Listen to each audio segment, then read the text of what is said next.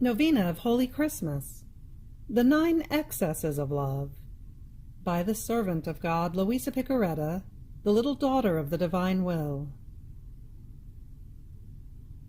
Preparation for Holy Christmas during the season of Advent. The 9 Excesses of Love in the Incarnation of the Word. Let us prepare ourselves for the great feast of Holy Christmas by meditating on the mystery of the Incarnation of the Word, attentively and continuously during the season of Advent, with the Christmas Novena, the 9 Excesses of Love, which Luisa did for the first time at the age of 17, and which she never abandoned during the course of her life. Let us focus on each excess of love for 1 week, during 9 consecutive weeks, by reading and meditating on them each day, ever more closely and deeply. This will help us to prepare ourselves for the final 9 days before Christmas, in which we will repeat the novena. May God grant us abundant graces, light, and consuming love, to be reborn with Him in the life of the Divine Will. Amen. The 9 Excesses of Love, by the servant of God, Luisa Picaretta, little daughter of the Divine Will.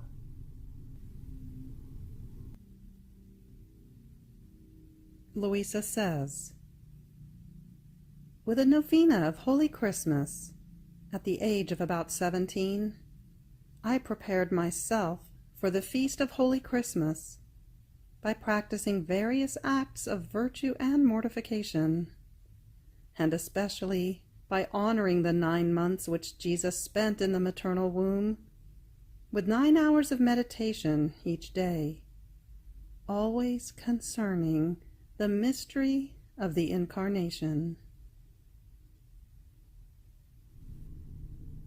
Having completed the first excess of love, known as Trinitarian love, and the second excess of love, known as constrained love, and the third excess of love, known as devouring love, as well as the fourth excess of love, known as operative love, we now move on to the 5th excess of love, known as lonely love, to be prayed from November 11th through November 17th.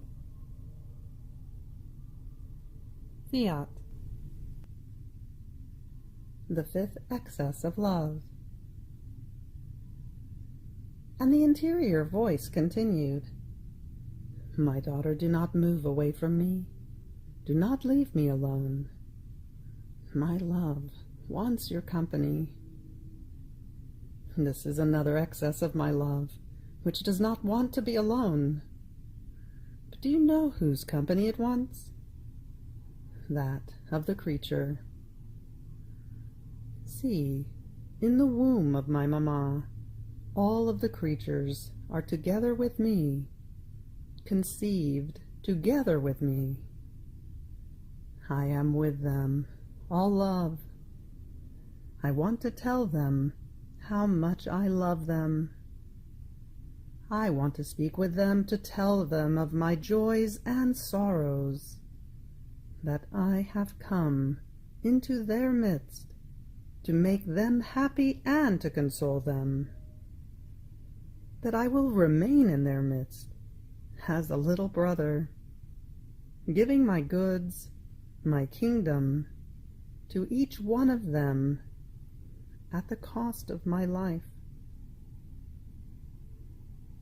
I want to give them my kisses and my caresses.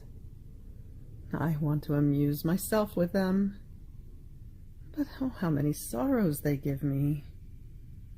Some run away from me. Some play deaf and force me into silence. Some despise my goods and do not care about my kingdom, returning my kisses and caresses with indifference and obliviousness of me. So they convert my amusement into bitter crying. Oh, how lonely I am, though in the midst of many. Oh, how loneliness weighs upon me. I have no one to whom to say a word, with whom to pour myself out, not even in love. I am always sad and taciturn, because if I speak, I am not listened to. Oh, my daughter, I beg you, I implore you, do not leave me alone in so much loneliness. Give me the good of letting me speak by listening to me. Lend your ear to my teachings. I am the master of masters. How many things do I want to teach you? If you listen to me, you will stop my crying, and I will amuse myself with you. Don't you want to amuse yourself with me? And as I abandoned myself in him, giving him my compassion in his loneliness, the interior voice continued, Enough, enough. Move on to consider the sixth excess of my love.